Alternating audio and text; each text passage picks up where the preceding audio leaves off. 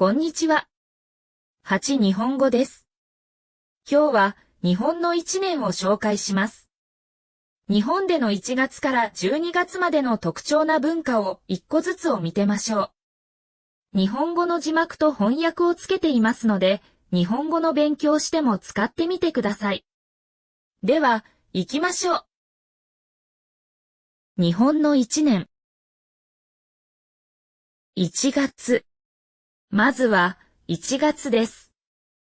1月というのは1年の始まりであり、特別な月です。この時期には新年を迎えるお祝いとして正月があります。これは1月の最初の数日のことです。正月は家族で集まって過ごすのが一般的です。家族と会話を楽しみながら伝統的な料理を食べます。それでは、正月に食べる料理をいくつか紹介していきましょう。まずは、おせちです。おせちはいろいろな食材を集めて一つの箱に入れた料理です。使われている食材には、それぞれ縁起の良い意味があります。家庭によっては、おせちを手作りする家もあります。おせちは、たくさんの食材が必要なので、手作りするのはとても大変です。次に紹介する伝統的な料理は、お雑煮です。これは、味付けしたつゆの中に、お餅や野菜が入っている料理です。お餅は、日本人が昔から食べているもので縁起の良いものとされています。お餅は長く伸びるので長く生きられるという意味があるそうです。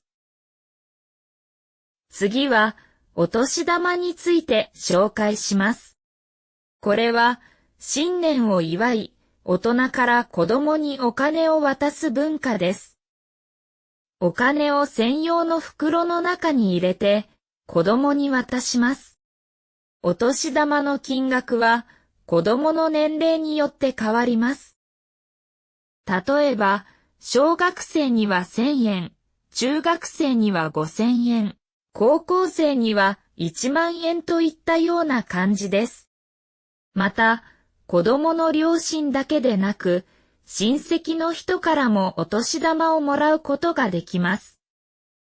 子供たちにとっては、何もしなくてもお金が手に入る最高のイベントです。正月といえば初詣も外せません。これは神社やお寺に行って新年の健康や幸せを願うことです。初詣に行ったらおみくじを引きます。これは一年の運勢を占うものです。おみくじでは吉と凶という文字で運勢を表します。吉は運勢が良く、凶は運勢が悪いということです。さらに、一番運勢が良いのが大吉、一番悪いのが大凶です。大吉はなかなか出ないので、もし出たらかなりラッキーです。ところで、初詣では、お守りを買うこともよくあります。お守りとは、神様の力が宿っている小さな袋のことです。勉強や仕事、商売、恋愛など、いろいろな種類のものがあります。もし、新年の目標がある人は、お守りを買ってみるのがおすすめです。2月。次は2月です。2月は1年の中で一番寒い時期です。2月の行事といえば節分です。節分というのは2月3日に行われる豆まきをする行事です。豆をまくことで嫌なものを追い出し、良いものを家に入れるという意味があります。豆をまくときは鬼は外、福は内。と唱えます。これは嫌なものを鬼に見立てているからです。大人は鬼のお面をつけて鬼になりきります。そして子供が鬼に向けて豆をまく光景がよく見られます。豆まきは家の中で行うこともあれば、神社やお寺で大規模に行われることもあります。また、年齢と同じ数の豆を食べるという風習もあります。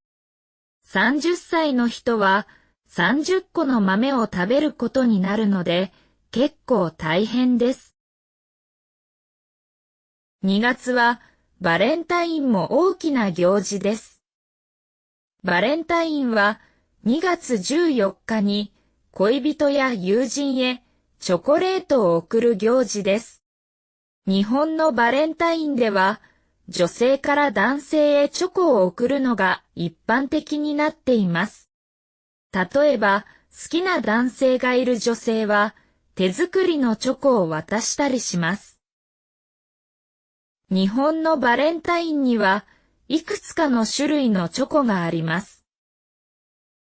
まずは義理チョコです。これは女性から職場の男性などに贈るチョコです。特に好きな人でなくても社会的な礼儀としてチョコを贈ります。手作りではなく市販のチョコを買って贈ることが多いです。次は本命チョコです。これは女性が好きな男性に対して愛情を込めて贈るチョコです。本命チョコの場合、チョコを手作りで作る女性も多いです。手作りといってもカカオ豆から作るわけではなく、市販のチョコを溶かして作ります。バレンタインは好きな男性に告白するチャンスの日です。3月。次は3月です。3月は卒業式や会社の決算がある時期で年度末と呼ばれます。3月の行事といえばひな祭りがあります。ひな祭りは毎年3月3日に行われます。この日は女の子を祝う日で、女の子の成長や幸せを願います。ひな祭りでは、ひな人形と呼ばれる人形を家に飾ります。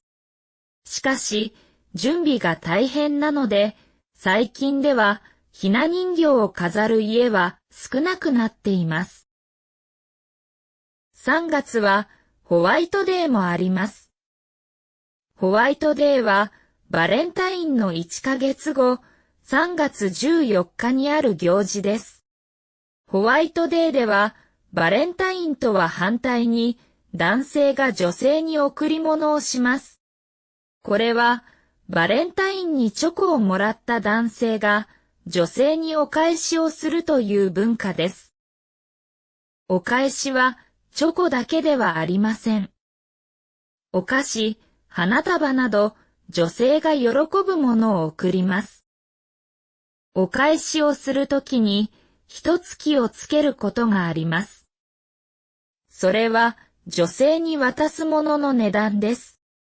女性からもらったチョコよりも高い値段のものを贈るようにしましょう。日本では何かプレゼントをもらったときはお返しをする文化があります。ホワイトデーは日本のこの文化がよく現れているイベントです。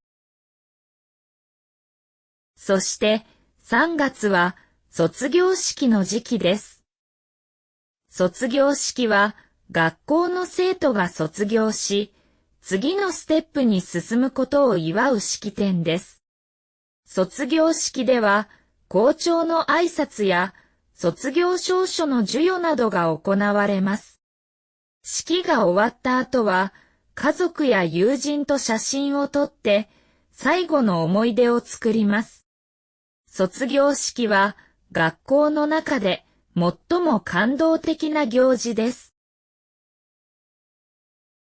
4月。次は4月です。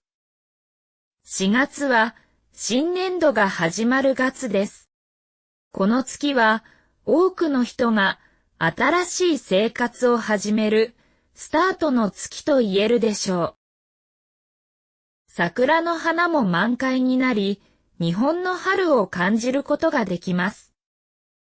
日本の学校では、この時期に入学式が行われます。入学式は、新しく学校に入ってくる新入生を祝う行事です。また、在校生徒も新しい学年になり、クラスのメンバーが変わります。4月は、社会人にとっても新しいスタートの時期です。多くの企業では新入社員の入社式が行われます。入社式では社長の挨拶や仕事内容の説明などがあります。また、入社式が終わった後は懇親会をすることもあります。懇親会というのは、同じ組織の人たちが交流を深めるための会です。懇親会では、お酒を飲みながら、新入社員が自己紹介をします。また、会社では、4月になると人事異動があります。これは、社員の勤務地や役職が変わることです。例えば、東京の本社で働いている人が、大阪の支店に異動になることもあります。人事異動になり、働く場所が変わると、引っ越しをすることも多いです。家族がいる人の場合は、家族も一緒に引っ越すか、本人だけ引っ越すかのどちらかになります。そして4月といえば、お花見です。お花見は、友人や家族と集まって桜を見て楽しむことです。桜は日本を象徴する花であり、桜を見ると春を実感することができます。花見の時期は3月の終わり頃から4月の初め頃までです。地域や気候によって桜の開花時期は変わります。日本の南側は暖かいので、日本の北側よりも先に桜が咲きます。花見をする場所は、公園や川の近くなどの桜がたくさんある場所です。夜の花見も人気で、お酒を飲みながら桜を楽しむことができます。また、4月1日はエイプリルフールです。エイプリルフールは嘘をついてもいい日です。しかし、どんな嘘でも良いわけではありません。他人を傷つけるような嘘や犯罪につながる嘘はついてはいけません。あくまでも嘘をついてみんなで笑い合うというのがエイプリルフールです。テレビやネット上でもいろいろな嘘の情報が流れます。ネット上で発信をしている企業は、この日のために面白い発表を用意します。5月。次は5月です。5月は気温が上がり暖かくなってくる時期です。5月の主な行事にはゴールデンウィークがあります。ゴールデンウィークは4月末から5月初めにかけての連休のことです。ゴールデンウィークには4つの祝日が集まっています。ちなみに日本では祝日に挟まれた日は休日になるというルールがあります。このため場合によってはとても長い連休になることもあります。この時期は日本国内外で旅行を楽しむ人が多い時期です。普段行けないような遠くの地域や海外に旅行することができます。また、日本全国で様々なイベントが開催されます。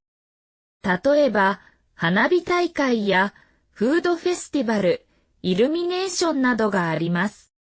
5月は暖かく、過ごしやすいので、外でバーベキューをすることも多いです。ここで、日本のバーベキューについて紹介していきましょう。バーベキューは、炭に火をつけて、肉や野菜、海鮮を焼いて食べます。特に、海鮮バーベキューは人気があり、魚や貝を焼いて食べます。焼き終わったら、醤油や塩、焼肉のタレをつけて食べます。バーベキューをする場所は、海の近くや公園です。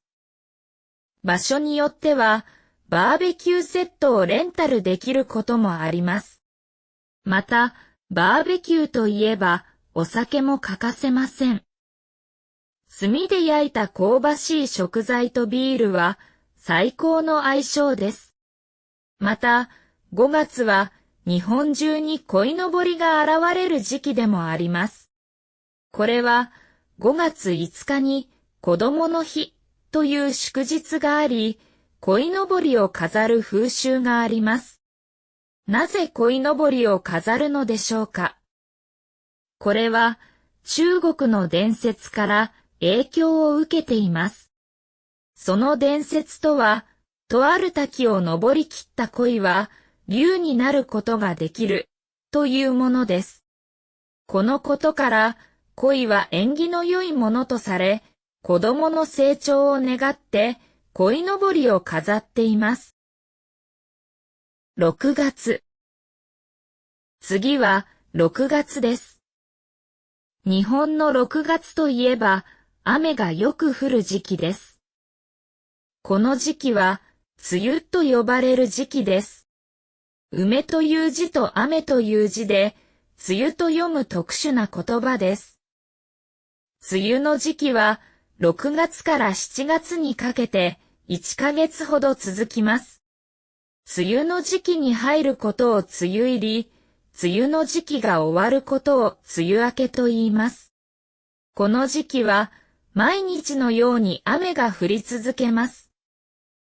そのため、洪水や川の増水など自然災害が発生しやすい時期です。また、雨の降る日が多いので、湿度の高い日が続きます。湿度が高くなると、生活に悪い影響があります。まず、洗濯物が乾きにくくなります。家の中で洗濯物を干しても乾かないので、除湿機を使う必要があります。除湿機というのは、部屋の湿度を下げる家電です。日本は湿度の高い国なので、除湿機が重宝されています。また、湿度が高くなると、家の中にカビができやすくなります。このように、梅雨の時期は湿度が高くなり、生活に悪影響が出ます。そのため、多くの日本人は、梅雨の時期が好きではありません。梅雨が終わると、気温がどんどん上がり、本格的な夏が始まります。7月。次は7月です。7月といえば、七夕があります。七夕は7月7日です。七夕には、願い事を書いた紙を飾り付けする風習があります。この紙は短冊と呼ばれます。この短冊を竹に飾り付けることで願い事が叶うと考えられています。願い事にはお金持ちになりたい、健康で過ごしたい、恋人が欲しい、などの願い事が多いです。また、7月は夏休みが始まる時期です。日本の学校では7月から8月にかけて夏休みがあります。夏休みはだいたい1ヶ月くらい学校の授業が休みになります。生徒たちは旅行に行ったり、友達と遊んだり、自由な時間を楽しむことができます。しかし、ほとんどの学校では夏休みの宿題があります。夏休みの宿題は夏休みが終わるまでにすべて終わらせなければなりません。宿題の内容は学校の授業で習ったことの復習がほとんどです。8月。次は8月です。8月は7月から引き続き夏休みの時期です。8月といえばお盆があります。お盆はご先祖様の霊を迎え入れ、感謝をするための期間です。お盆は通常8月13日から16日の4日間です。この期間中、多くの日本人が実家に帰って家族と共に過ごします。働いている人もお盆は仕事を休んで実家に帰ります。この時期はたくさんの人が一斉に移動するので道路が渋滞します。新幹線などの公共交通機関もとても混雑します。実家に帰ったら家族と一緒にご飯を食べて久しぶりの再会を楽しみます。また、地域によっては盆踊りが行われることもあります。盆踊りはご先祖様を迎え楽しませるための踊りです。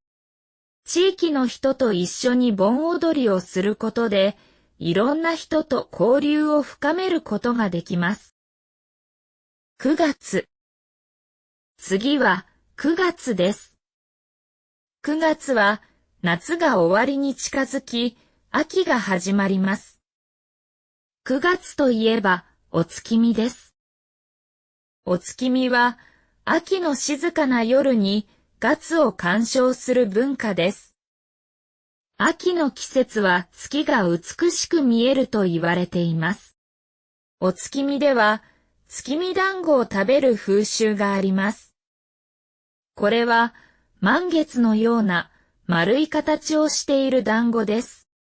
また、お月見の時期には限定商品が発売されることもあります。例えば、マクドナルドでは月見バーガーというハンバーガーが発売されます。この商品は毎年9月から10月の間だけ発売されます。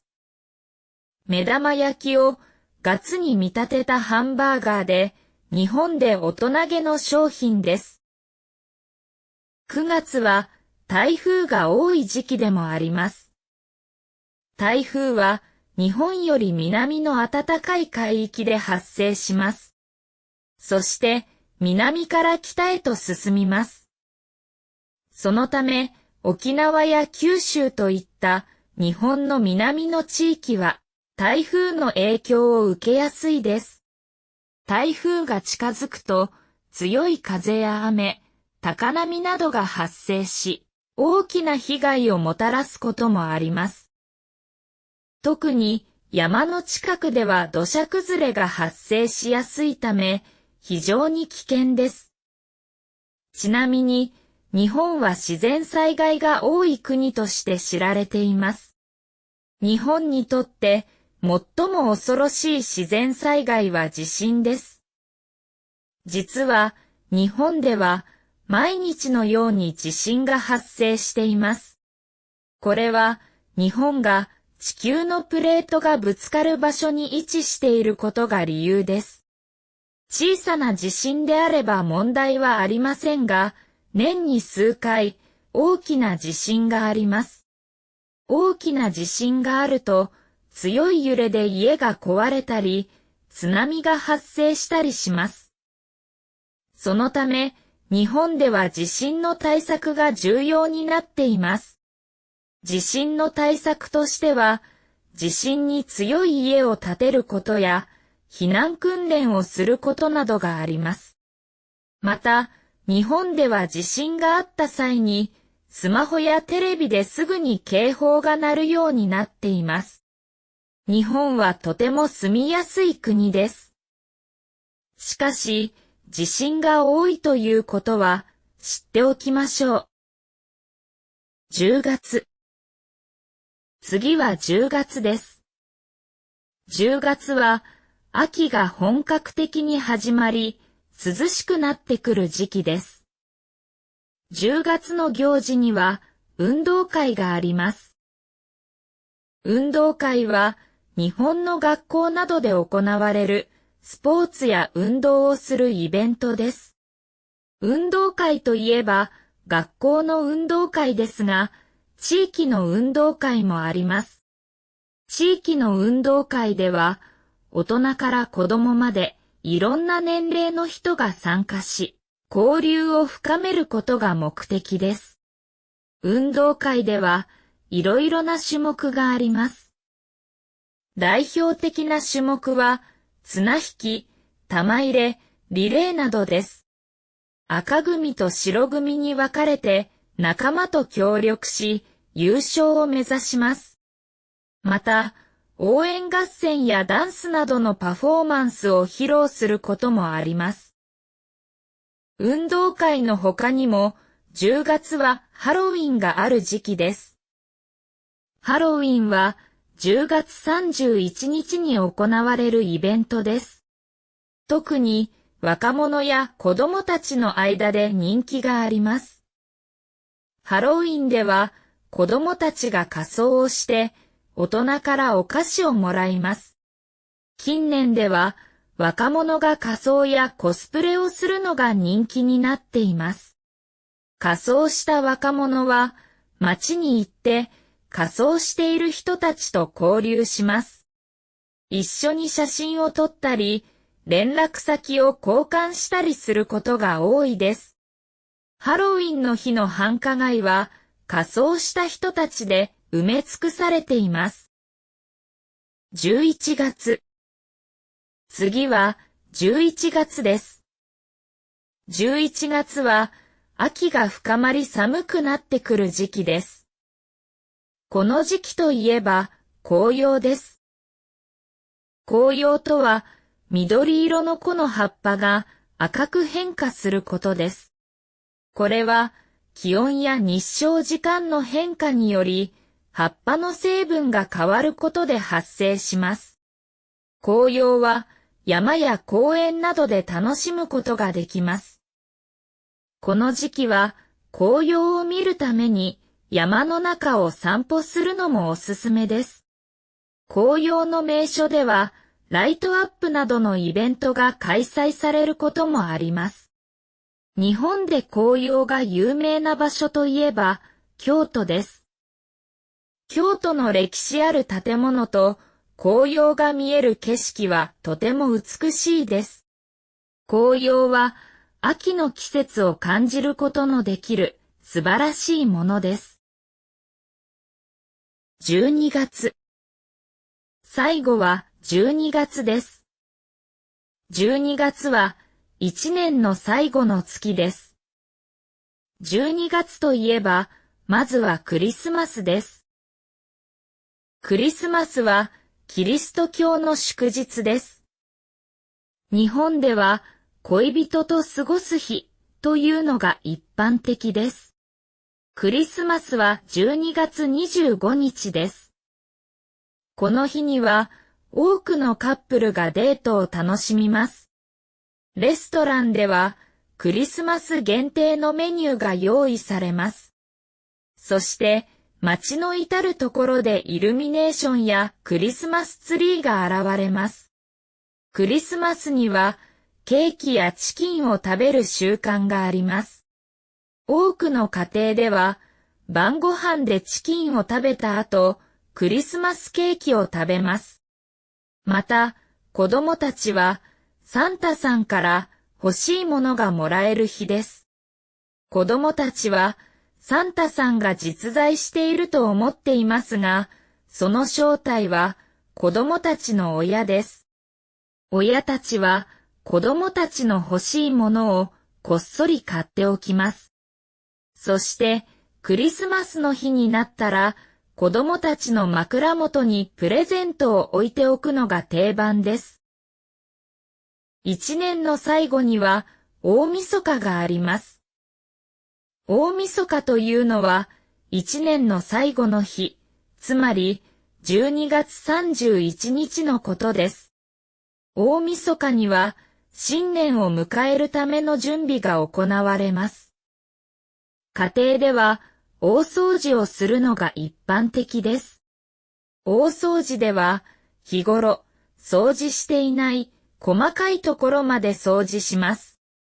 大掃除をすることで気持ちよく新年を迎えることができます。大晦日の夜は家族や友人と集まって新年が来るのを待ちます。新年が近づくとテレビやネットでカウントダウンが始まります。新年に変わる瞬間はみんなで盛り上がる特別な時間です。また、日本の大晦日といえば紅白歌合戦です。これは大晦日だけに放送される特別なテレビ番組です。女性歌手は赤組、男性歌手は白組に分かれ楽曲を披露します。登場するのは日本のトップアーティストばかりです。日本のアーティストにとって紅白歌合戦に出場することは大きな目標の一つです。そして大晦日では必ずと言ってよいほど食べるものがあります。それは年越しそばです。これは大晦日の夜に食べるそばのことです。そばは麺が細長いので長く生きるということで長生きの象徴とされます。